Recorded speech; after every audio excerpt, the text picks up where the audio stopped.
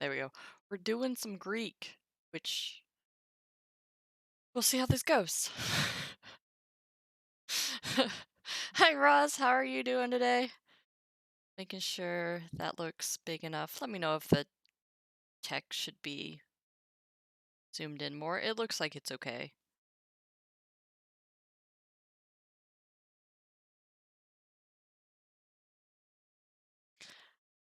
Well, welcome to 2022 and some Greek. So I'm going to give all the caveats, which is it's been a really long time since I've looked at Greek. And I used to know it. I used to know how to read it.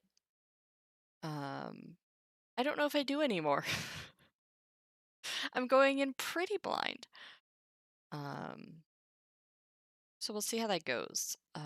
I definitely make no claims for pronunciation or composition.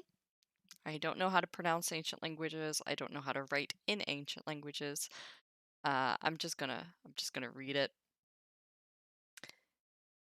But I'll try my best because you do kind of have to read out loud when you're going through a textbook. Oh, look at that! Thanks for the streak. My first name is of Greek derivation, otherwise I know nothing. Well, you're in a good place because this text is all designed with English derivations. So it's not a traditional grammar textbook. Let me actually pull back up to the main page so that I can tell you what I'm reading.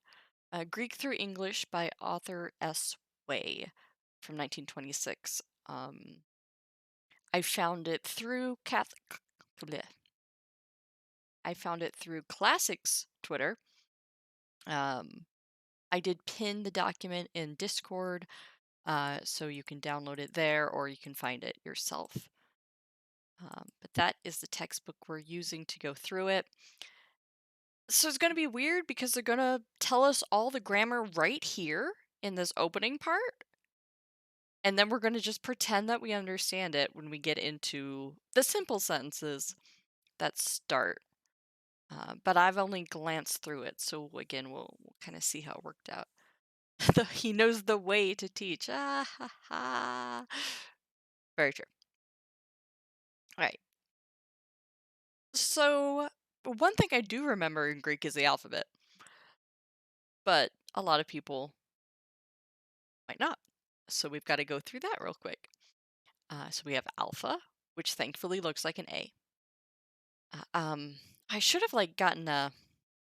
Let me pull up Paint so I can kind of show it a little bit better. How to write. It'll be messy writing because I'm doing it with MS Paint. But just to kind of show you how to write it. All right, so alpha's easy. Alpha, capital alpha, and then lowercase alpha. Whoop, it's like a little fish. That looked too much like a fish. A little bit more like that. um, Math does a pretty good job with Greek, so I think you'll probably be okay. Right, alpha, pretty easy. Beta also looks like a B, pronounced like a B. That one's easy. The lowercase b is a little bit more like that. So you could confuse it with an SET if you're not careful. But otherwise, it's a B. Gamma is where we get a little weird. So gamma, which is G, uppercase is like that, and lowercase gr. That's not right. I don't know what I'm doing anymore. I mean, it is right, but it's written a little less loopy, if that makes sense. It's like barely a loop. So more like that. So confusing letter. Sometimes I get confused with C. So like the hard C. Um, so that's a thing that happens in transliteration between Greek and Latin. Delta. Delta you will definitely know from the maths. So capital delta. I don't know why it looks like that, but I do. And then the lowercase delta, which looks more like a D. Not so bad. Epsilon, uppercase, looks like an E. We like it. Lowercase epsilon also looks like an E. Beep. Tiny E. So cute. Alright, zeta. Zeta looks like a Z. Lowercase zeta is one of the weird ones. Because it goes... That's a zeta. Get used to the lowercase. I don't know what this textbook does, but most textbooks write only in lowercase, with the exception of proper names. So get used to the lowercase. The eta. The eta is a long E. So epsilon is short E, eta is long E. And it is an H. So that's fun for people.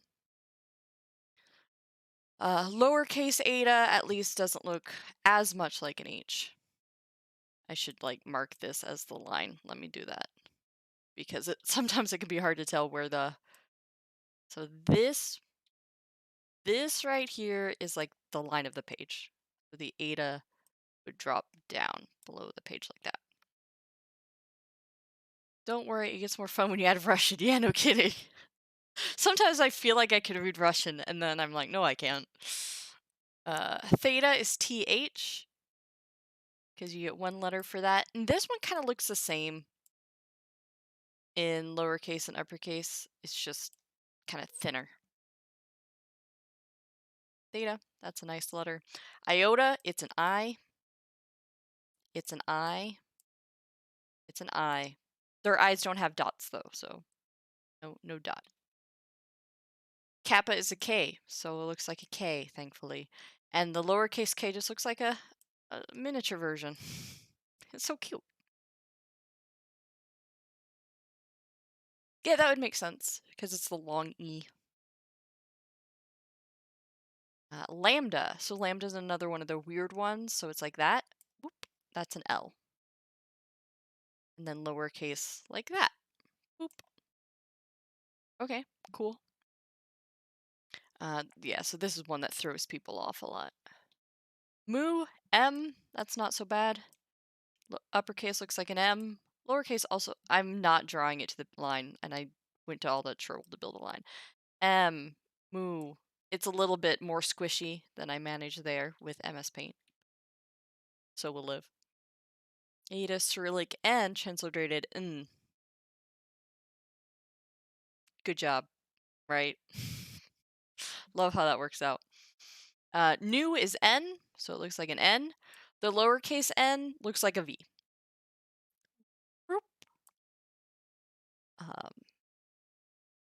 So every time somebody's learning Greek, this is one of the most brain-breaking ones, because you start seeing English V's and pronouncing them like N's and vice versa, and it just gets rough. All right, Xi. Dana, dana, dana. Very cute. I like Xi. And then woo, woo, woo, like that for the lowercase. That's a fun one. It's an X. Yeah, the Latin H. Well, H is a weird letter anyway. That's why there is no H in Greek. We'll get to that though. Omicron is O, the short O. So it looks like an O. Very cute. We like it. Pi, P, which looks nothing like a P, but everything like pi. So people nowadays basically know it. Beep, beep. Perfect. It really should be on this line. I'm doing a terrible job of making this line do what it's supposed to do. Rho. Rho is R, and it looks like P. So this is one of those ones that, again, just doesn't make people happy. Chrome, crow.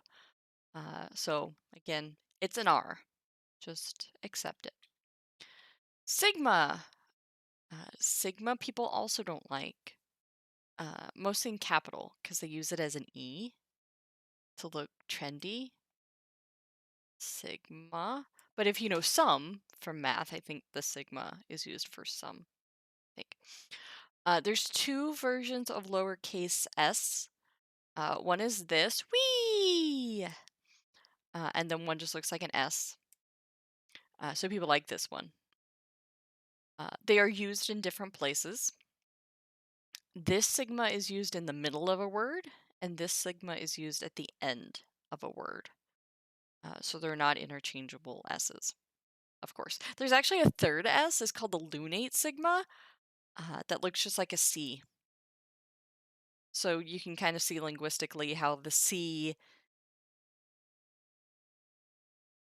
exploded because it's got kind of the sigma thing, but it also kind of looks like the uppercase gamma, so sometimes it's hard and sometimes it's soft, and it just doesn't know what it's doing. But people don't usually use the Lunate Sigma in text anymore, because the text that we're reading, the editions that we're reading,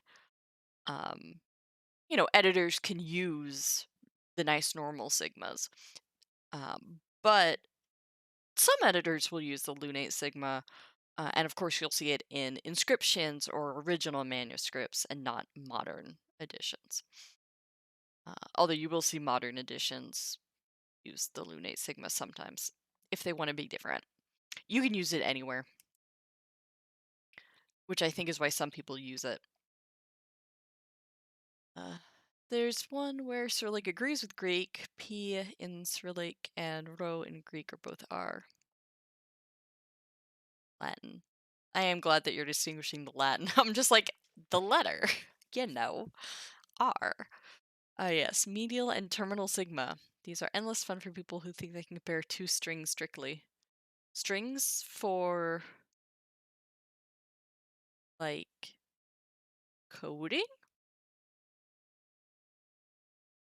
Alright, tau. Tau is T. Ta-ta-ta-ta. It looks like a T. We like it. Lowercase, doop, boop, ta-da, and T. It's very cute. Alright, upsilon. Possibly the best letter. It looks kind of like a that. Upsilon, and then it's a lowercase u. Whoosh. It's a U. It's the best letter because it's so cute. Upsilon. Phi, well known for many sororities and fraternities. People really like it. That was supposed to be a little bit bigger, so you can't super tell the difference between the lowercase and the uppercase phi the way I drew them. They're a circle with a hole through it. Phi, PH. So kind of like theta, but on its side. Kind of works. Ki, Kai, Keyblade. So Kingdom Hearts reference here. It is a chai. It's a great letter. Obviously very important in Christianity. The Kyro, Christos. Rho got a little messed up, but you understand the point. O Phi Sir Phi. She trusted you? T is just pi pi. Tau. Tau is just pi pi. Psi. Oh, psi is fun too. Psi. So psuke, soul. One of the words with this in it. You just gotta ps ps ps. It's awesome. It's also like the cat sound. Ps ps ps ps. Psi. Psi. Hey, he's coming! Psi. Ps ps ps. He just wants me to feed him dinner. Alright, thanks, Fudge. Tau is 6.2. Oh, I didn't know that. I don't know enough about the maths. I need to read more, like, general knowledge books about cool stuff. So I would get that. And now that I'm listening to audiobooks on Audible, I'm going to listen to more books. And then omega, the big O, omega. And then the lowercase, whoop, kind of looks like a W. Omega. So alpha to omega, we got it. Got what's going on. So that's the alphabet. We all are good with that now, right? It might take a while. That's okay. It will start being natural if you just look at the alphabet and look at words. They list out. I don't need to say that. They list out diphthongs, just kind of how to pronounce them. I, ow, a, oo, oi, oo, ui. So, there is such a thing as an iota subscript, so a teeny tiny iota underneath another vowel. It comes about because of cases, and it doesn't get pronounced. Okay. As you said, there's no letter. I'm actually just going to keep paint up in case I need to draw more things. Omega is to be distinguished from Omicron. That's true. Exactly. You got it. Because mega means big, micron means old. So Omicron and Omega, tiny O, big O. Those are your options. I wish Epsilon and Eta did that. It's not as cute. I'm not sure what the Celon part in fact means, because we got the Upsilon and the Epsilon. So that has to mean something too, but I don't know what that is. All right, so how do you tell when there's an H? So you have a vowel, this alpha here, and it has what's called a rough breathing. That means it's ha and not just ah. But if you have a smooth breathing, then it's just ah. It'll only be at the beginning of words. If they need an H sound in the middle of the word, they'll use theta or phi, basically. Oh, there can also be a rough breathing over rho, the R sound. Rhys is their example here. Rhea. In fact, most rows, if not all of them, will have a rough breathing at the beginning of a word.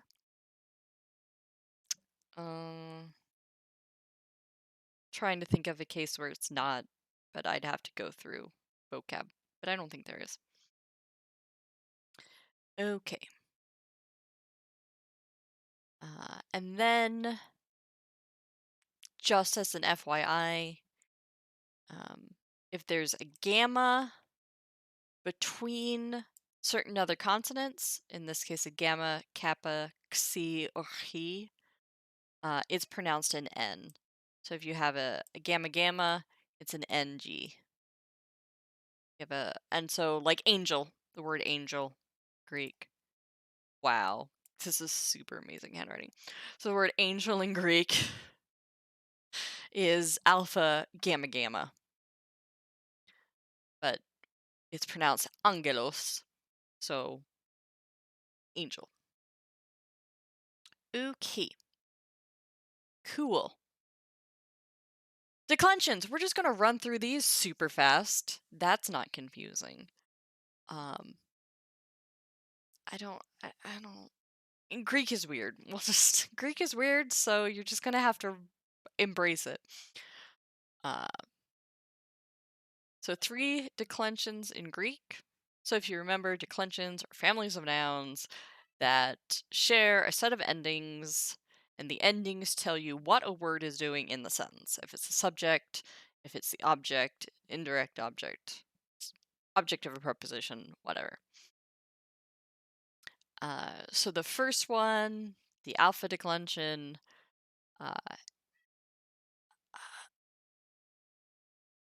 I'm not going to go through all these examples. I'm going to tell you some things to look out for. Oh, hey, Steven, how are you? Stephanos. That's a Greek word also. Sorry, I'm being summoned.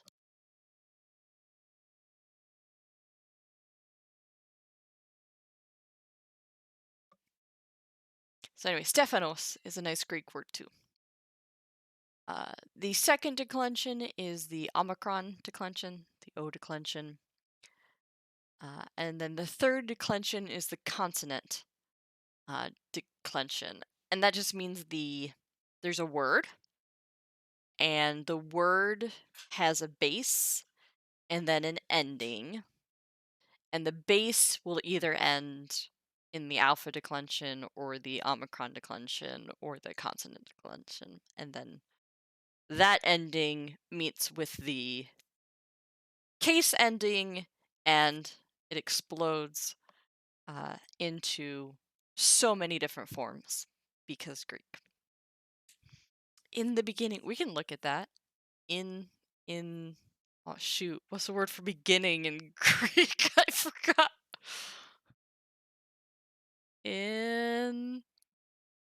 I'm sure it has something to do with Genesis. And then esti hologos was the word. Oh, whatever. You know it in Dutch. Why isn't it Dutch? All right. And what are some rules of thumbs for declensions while I wait to hear about Dutch? So the nominative singular is just going to be whatever the root is. The accusative singular is going to have a new interacting with the root. The genitive singular is going to have um, either an os or an o. Dative is going to be an iota. The nominative is going to be an iota also. Interacts with it differently. The accusative plural is going to have a sigma. Genitive plural is going to be omicron or omega nu.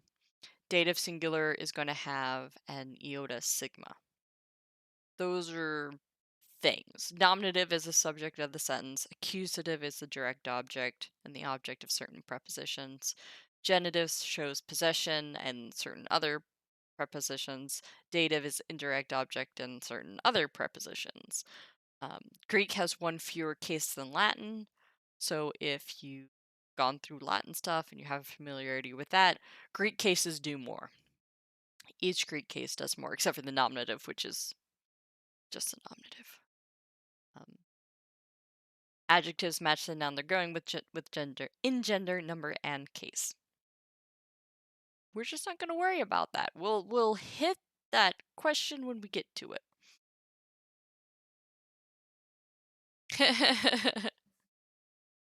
That's pretty funny, Rose. All right. I'm not going to read that in Dutch because I don't know how to pronounce Dutch, but I like it.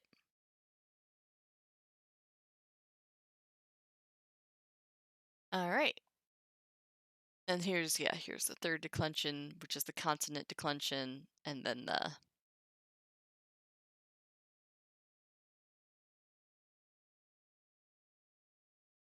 case ending hanging out with the consonant declension. All right. Now, you may sorry, I will say a note here because this is something I remember. You may find it weird that like drama, why is drama a consonant declension and not an alpha declension? Because that sure is heck an alpha. It's linguistic because the root is dramat. The root is not drama. And the reason the nominative doesn't look just like the root is because Greek can only end in certain letters, Greek words. So a Greek word will not end in a tau. It will not. So it will just drop the tau. Cool. Great. Good job, Greek. I'm not 100% sure why Greek does that. I guess they just don't like again the way that Greek evolved. Linear B in terms of a written language, we know it was syllabic. So every sign was a thing was a syllable. So it was either a vowel or a consonant plus vowel. So if you have that kind of structure, you're probably not going to be going around and saying letters that aren't written. So who knows? So a Greek person is someone who knows where his Tao is. Well, that would be a persona, right? A person? Not drama necessarily. Word for word. Translation. That was a good joke. You guys are making good jokes in the chat. I apologize for not reading them all. And hey, Max! Thank you for the resub. You guys are way too generous. But it is appreciated nonetheless. Alright. We just flew through Declensions because so does the book. And our second lesson is going to be the article. So again, Greek's different than Latin. Greek has an article. Greek can say the. Learning the article is super important, if only because it kind of gives you the pattern for the declensions, generally speaking. If you're talking about a feminine word, nominative the is hey, accusative the is teen. So again, you just kind of see, oh yeah, feminine, alpha declension, it's just this in the nominative, it's got the nu in the accusative, the sigma in the genitive, the iota in the dative. So just get you used to what the nouns would look like in that declension. So hey, tain, taste, te, hi, tas, ton, tais, all the feminine thes.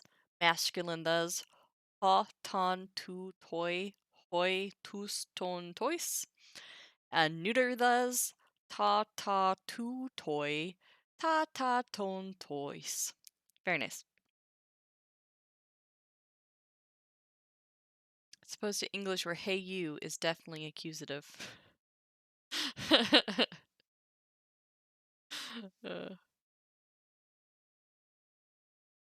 funny. Alright. So just memorize those. Just easy. Easy peasy. This book is just plowing us through. Okay. Then there's verbs. We're just going to look at all the verb endings. Verbs have person, number, tense, voice, and mood. Things change depending on the person, number, tense, voice, and mood. It looks like we're just doing present tense here, which is nice. Makes it a lot easier to get started. So there's two groups of verbs, the omega verbs and the me verbs. Latin kind of had this, but it didn't talk about it because there weren't enough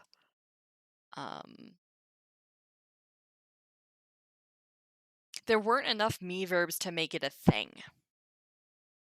In Latin, pretty much everything had gotten normalized. There were a few irregular verbs, but you just kind of learn them as irregular verbs. In Greek, there's enough me verbs that they give them their own category. They work the same in terms of being verbs, they just have different endings. So the omega ending verbs, uh, the first person singular is o. O, a, usi. Well, they are not giving all the endings. That explains some things. They're only giving you the first and the third person. That makes things a lot easier. So O for the first person, just like in Latin, amo, philo, I like, echo, I have. He likes is a, epsilon iota, phile, he likes, eche, he has, philusi, they like, so usi is the third plural, echusi, they have. For me verbs, it's me. Well, and as you kind of see, it kind of gets messed up a lot. So Amy, I am. Esti, he is. Amy, they are. We're just not gonna worry about that. Sometimes you'll see a new at the end just to make sure the verb doesn't get contracted with the next word. It's called a movable new. It's just a thing they have to separate words. Okay. Here we go. This is what we're going to do today. Lesson 1 and Lesson 2, I think. So, these are both plants and flowers. So he gave us lots of lists of plants and flowers and adjectives that you could use to describe plants and flowers. Like mikros, small, beautiful. Pantes, all. And you might say, we don't use the word pon in Latin to mean all. I mean, in English. We're speaking English. And that's true, but there's enough words related to it that people can kind of know. So let's see how they're laying things out here. Lesson 1. The numbers 1, 2, and 3 following the words denote the declension to which they belong. Okay, so we know what they're supposed to look like. So 1 is alpha, 2 is Omicron, 3 is the consonant declension. Gender is indicated by M, F, or N. All right, anemone, bryonia, the really common flower. That one I've never heard of before, I'll be honest. Crocus, okay, narcissus, acanthus. That is a very leafy plant. Hyacinth, thyme. Heliotrope, sunflowers. Geraniums, rhodon, dendron, rhododendron. But dendron just means a tree. Petalon, petal, leaf, okay. Anthemon, a chrysanthemum. That's like, so chrysos is the noun for gold. Anthemon is a word for flower, so a chrysanthemum is a gold flower. The frying pan is the thing that cooks all the food. You're right. Kalos, kale, kolon, beautiful. Pantes, pasai, panta, all. U or uk or means not, it's the negation. Kai means and. Okay. Neuter plural takes the verb in the singular. Good. Rhoda esti kala. Roses are beautiful. Rhoda. That is listed there. Rhodon. Huh, I didn't know rhodon was rose. I forgot everything about Greek. Or maybe there just weren't that many roses in what I was reading in Greek. Anyway, so let's just read the 8 sentences. We can do this. He anemone kai he bruonia kalai esi. Okay, the anemone and the bruonia, bryony, I need to look up what that flower is because I don't know it. Esi are beautiful, kalai. As with Latin, we often have the verb at the end. Not necessarily. I can see already that the verbs are all over the place in these sentences. So the verbs go wherever they want because things have to have cases to tell us where they belong. And kalai is feminine plural because we've got 2 feminine subjects. So they are both beautiful. Okay. Pasai hai anemonai kai pantes bleh, hoi krakoi uk asi dendra. All the anemone and all the crocuses are not trees. True. True. Very good lesson. Pantata dendra eche peleta.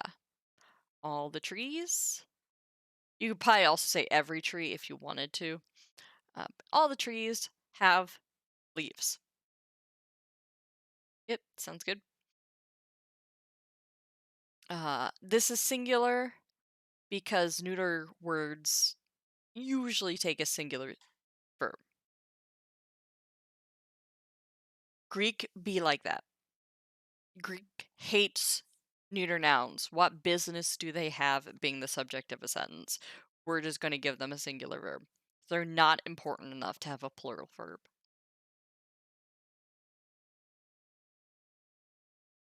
All leaf in tree for tree in forest. You're not wrong. Pantes ho narkisoi kai hoi krekoi kai hoi huakintoi uk ekusi petala. All the narcissus and all the crocuses and all. Oh, there's no all here. It's probably implied to take the pantes with everything. Greek would probably be very happy with me doing that, but there is technically only one pantes. And all the hyacinthus do not have leaves. Okay. Cool. Awkward sentence, but I get it. I get it. Philoi. Oh, I should also say, for people who might be seeing this and actually care about pronunciation and wanting to work on ancient Greek pronunciation, do not use me as a resource. I suck at this. I do not understand pitch at all. These little lovely accent marks, which are beautiful to look at, they are supposed to tell you about vocal inflection, and nope, not even gonna try. Like, this is a hobby for me. I just want to be able to read Greek text again. Not a priority for me. Philoi ta gerania kai to heliotropion anthema kala esti. Right? I love the green. I can't pronounce English is the issue. I love the geraniums, gerania, and the heliotrope. The anthema, the flowers, are esti beautiful. Kala. Ekusi thuman kai bruonion.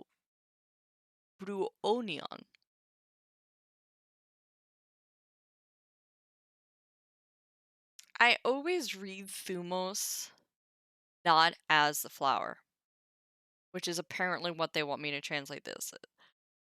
Thumos is such an important Homeric word because it's like your courage and your spirit. So I'm like, they have courage. No, they have time. Oh. Very different. They have time and Bryony. I, again, don't know that flower. Calataroda eje pelata. Oh no, this doesn't have a verb. Whatever shall we do? We say is. In this case, are, because it's plural. The roses are beautiful. They have petals. Well, leaves. Sure. You have the courage and you have the time, then you can do things. Time. Unless I just want like bread. Ho acanthos eje, cala petala, uk anthema. So the acanthus has beautiful petals, not flowers. Leaves. Yeah, I guess we should say leaves. The acanthus, I don't know if I would call them beautiful, but the acanthus certainly has giant leaves. So, if you've seen a Corinthian column, then you've seen an acanthus. All right, part 2. What new flowers are we going to learn about? These are getting a little bit different, a little bit harder. Kane, cane, a reed. Okay, don't see that word a ton in Greek. Mesembria, midday. Right. the mesembryanthemum is a super common flower. Mesembria. Okay. Middle of the day, because mesa, middle, and then embria has to do with the day part. In case you're wondering. Ancusa. Okay, that's just an ancusa. Okay. Aspharagos. Asparagus. Yep, sure. That's fine. It just lost the aspiration. Not weird there. Azaleos. Azalea. Sure. Pesos. A P. Oh, it's a pesos. Pesos, pesos. So similar. Depending on what you hope to accomplish, a place to stand.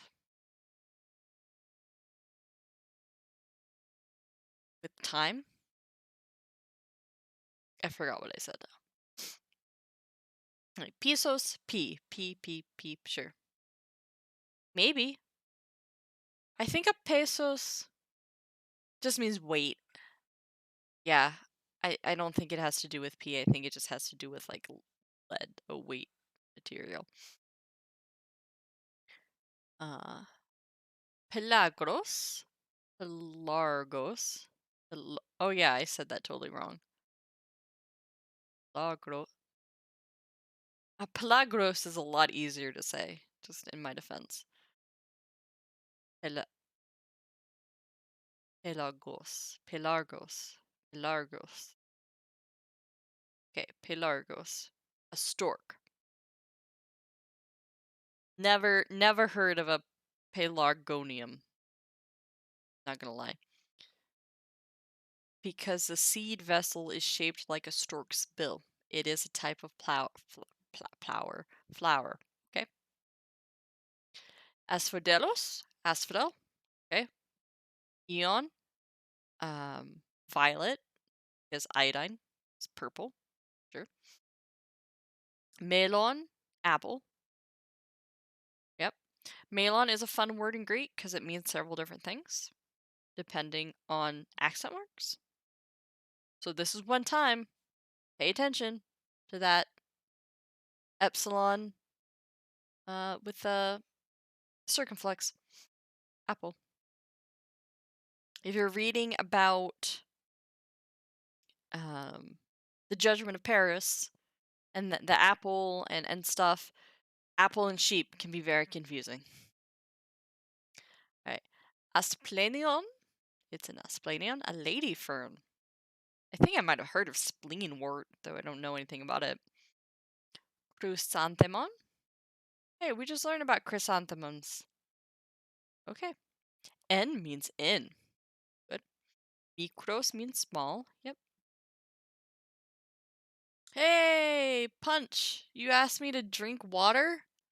I didn't even know that was a thing.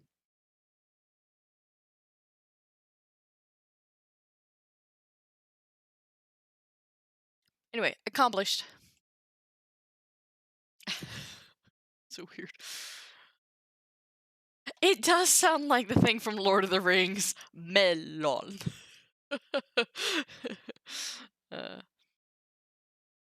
Do you know a lot about plants and I don't know that about you? So the English word melon, which refers to a specific family of fruit, comes from a Greek word which just means fruit. Melon more usually means apple. So the fact that it has fruit here, it usually means specific apple. I think they're just trying to help you make the connection, like melon. Okay, yeah, I know that word. So hoi pelag. Oh, I did it again with the stork. Pelargoi. What's the name of the island that like a casino that I feel like I'm saying when I say that? Pelargo. I might be thinking of like Largo. Something. If William Tell had been Greek, he'd have placed a melon on his melon. Yeah. Archipelago? No, I think I'm thinking of Largo. It's like a place. I'm such an idiot on the stream right now. There was a point where I considered the service might hurl me into seer training, so I absorbed a book on botany. What is seer training? An archipelago is a bunch of islands. You're right. But I'm thinking of like a proper name for a place. Like a specific, yeah. I'm thinking of like a specific island, Caribbean place. But it is eluding me. So we're just going to read these sentences. Hoi pelargoi uk esi micro. Microi. Don't get that case wrong. Now that we've had all that discussion, I can't remember what it means anymore. The storks. Not actually storks, but the pelargoses are not small. Hai ankusai kai hoi pisoi kai ho asparagos uk azeleoi. The ancuses and the peas and the asparaguses are not azaleas. True. Ho pelargos entais canais esti. The stork thing is in the reeds. You even had the acronym wrong. Survival, evasion, resistance, and escape. Okay. And so learning about ferns was key to your survival. No, but I get it, because you need to be able to tell good plants, bad plants. Kalata ia kaita chrysanthema kaita asplania.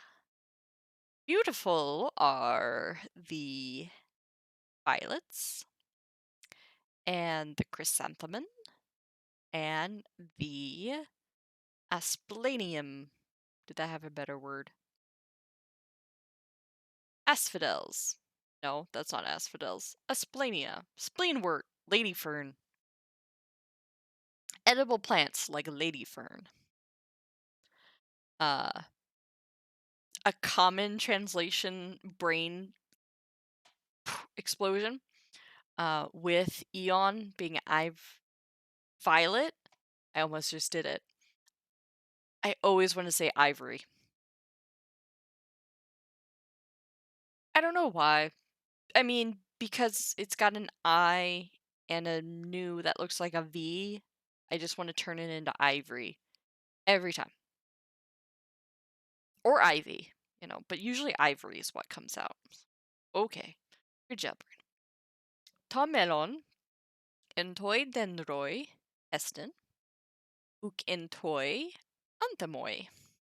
The apple is in the tree, not in the flower. Checks out. I have a tendency to latch onto things that interest me, and so ferns interest you. I don't need to. I don't mean to call you out, Punch, but I'm just very curious. All right. In Mesembria Philomela. In the middle of the day, I love apples. Kinda true. Although I have a really bad habit of buying apples and forgetting to eat them. But apples are delicious. So maybe I should make something with the apples this weekend that I have so they don't go bad. Anyway. to ion kai to asplenion uk esti dendra. The violet and the asplenion, lady fern, are not trees. Okay, sure, yeah. Entois pisos e sin canai. The reeds are in the peas? Suppose that means among the peas in this case.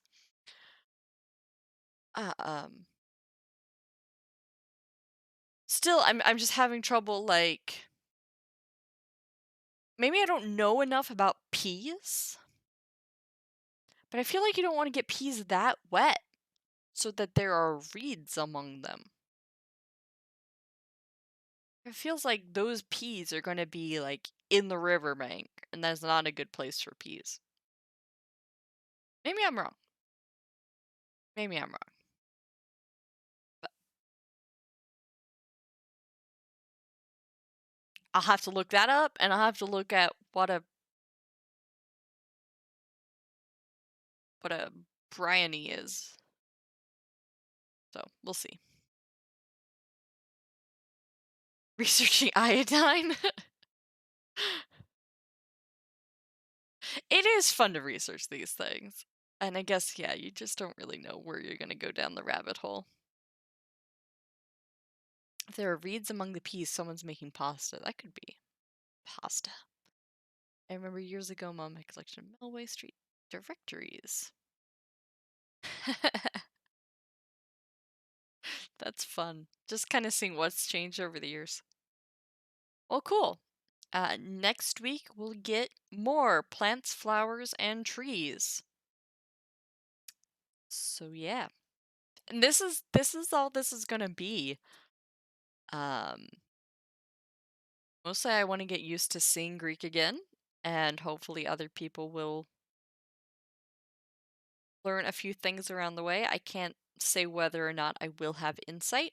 Sometimes I will, sometimes I'll probably just go through the exercises, a few a week, around this time. So thanks for joining me this week. And yeah, it shouldn't be long. It should be between like 30 minutes to an hour, just depending on